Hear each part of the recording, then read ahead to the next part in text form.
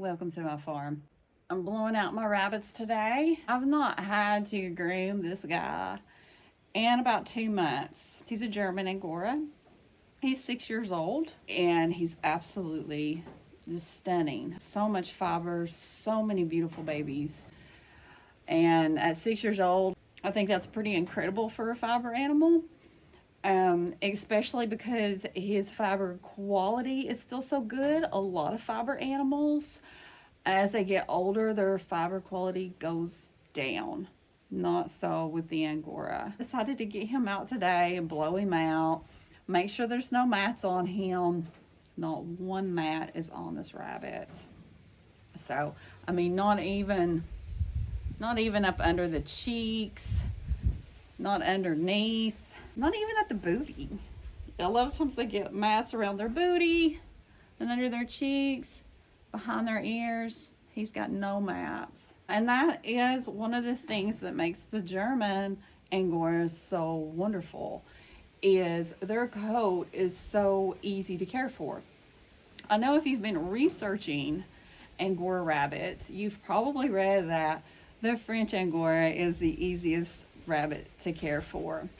Maybe compared to the other recognized breeds of Angora by the American Rabbit Breeders Association, maybe the French Angora is the easiest. I've had French Angoras, I've raised French Angoras.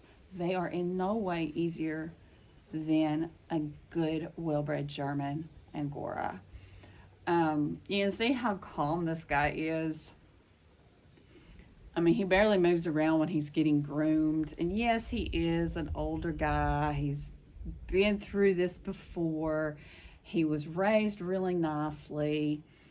Somebody prepared him well for his future. I'm very, very happy to have him in my herd, and I'm very happy to continue his genetics. You can see he's got that loaf-shaped body going on. Very easy to clip.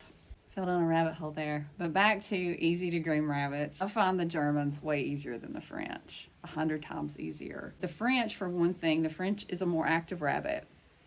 And so and it can be a sassy rabbit. So when you're trying to groom it, it's kind of all over the place. And that is not an easy thing to groom. Most French naturally molt. So you're going to have to comb that out. You could clip it, but you risk, like if the second coat is coming in already and you clip it, you really risk getting a whole bunch of little short cuts in your fiber. So most people comb it out, and I find that to be so work intensive.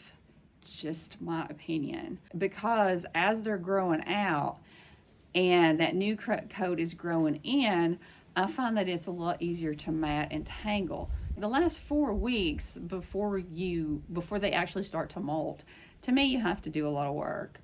And then you've got a lot of fiber loss because they do drop it out on the cage. A lot of times they don't molt all at once. Like all the hair doesn't come out at once. So you have to get the rabbit out multiple times to collect that fiber as it's naturally coming out. It's just like, your dog in the springtime when he starts to shed, if you have a shedding breed. It's multiple brushing outs. Now with the Germans and the Giants, they need to be clipped. I have had some Giants that molt naturally, and I'm not real happy about that. I like for them to be clipped.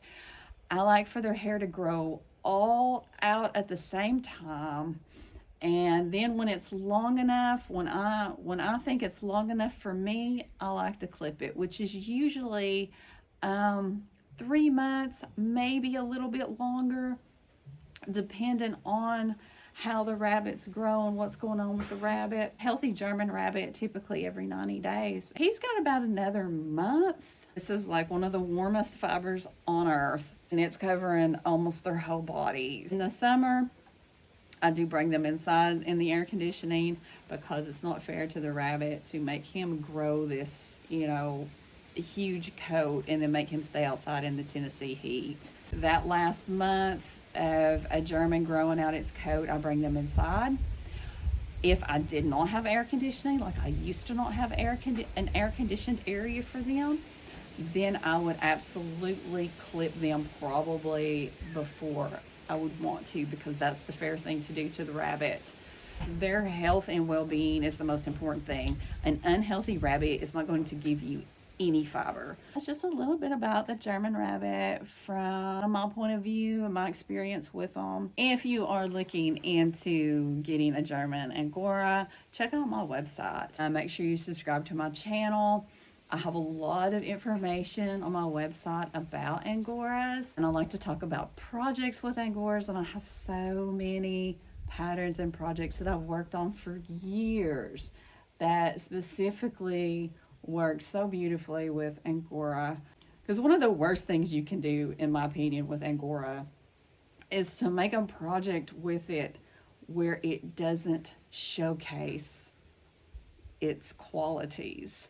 It's not only a very warm fiber, it's also a very unique fiber. And it's a very expensive fiber. If you're raising it, if you're buying it, it's expensive. You want to get the best use out of that Angora. And I've got a lot of stuff coming up about that, how to get the best use out of it, patterns that I've worked with for years that really showcase it. Hope you found this video helpful. Make sure to subscribe to my channel if you love Angoras like I do.